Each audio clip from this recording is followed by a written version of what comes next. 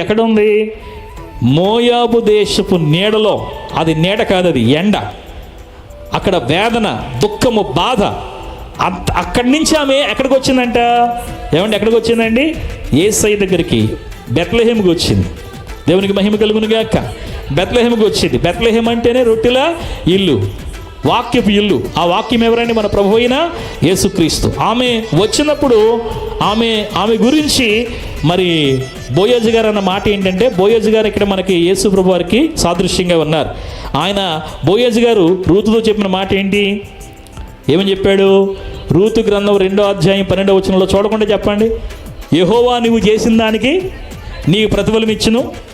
ఇశ్రాయేలీయుల దేవుడైన యెహోవా రెక్కల క్రింద సురక్షితంగా ఉండడానికి నీవు వచ్చావు. 2 చేతుల పైకి స్తోత్రం చెప్దాం. హల్లెలూయా.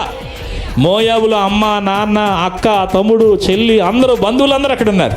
వాళ్ళందరినీ వదిలేసి భర్తను పోగొట్టుకుని విధవరాలుగా ఆమె వస్తే, విధవరాలైన అత్తగారితో పాటు వస్తే, తోటిగోడలు కూడా వాళ్ళని మధ్యలో వదిలేసి వెళ్ళిపోతే ఈమె ఎక్కడికి వచ్చిందంట?